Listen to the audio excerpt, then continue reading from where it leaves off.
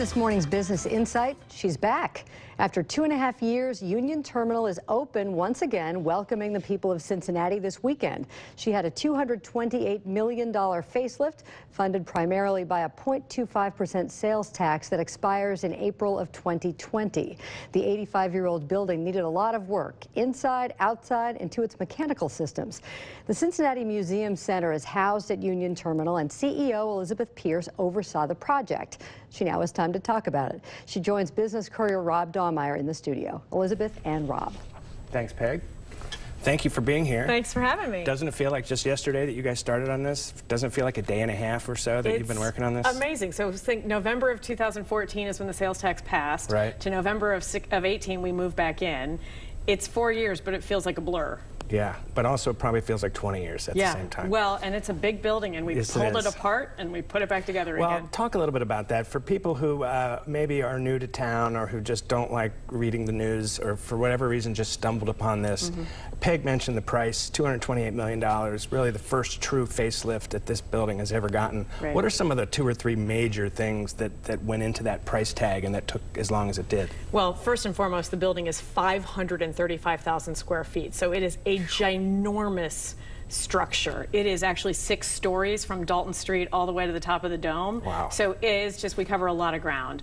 Major exterior envelope repair, so making sure the building is watertight for the next 100 years so it doesn't deteriorate the way it had in the past. But that means brick and masonry coming off the building, steel everywhere getting fixed, windows being replaced, roofs being replaced, just massive, massive overhaul. Second big category, major mechanical systems. They have just been, I like to say, MacGyvered into the building over the last 85 years. Right. Things from the 30s, things from the 70s, things from the 80s and the 90s. So now we have one cohesive mechanical system, and it just makes all those guys' hearts swell when they see all the orderly conduit everywhere. Right. And then some big interior changes that will improve the visitor flow as people come through, and that's what people will see most often. And so let's talk about that. It opened Saturday. What are some of the first things that visitors can see? Everything isn't going to just magically reappear the first day, which is actually, I think, good for you guys. But what can people see when they come back? For this holiday season, lots of cool things are happening. First, the Children's Museum continues to be open and is full of all of its exhibits and very robust. And then across the hall from the Children's Museum are the special exhibition galleries. Right. Awesome guitar exhibit, so all the guitar heads should come out and see that because it's so much fun. And then chocolate is a special exhibition that's also here. So in addition to those 3 things, we have a brand new dinosaur hall that puts us in incredible standing in the scientific community. We've revitalized the public landing in the History Museum, so it's full of vibrant soundscapes and new interactives and really immersive.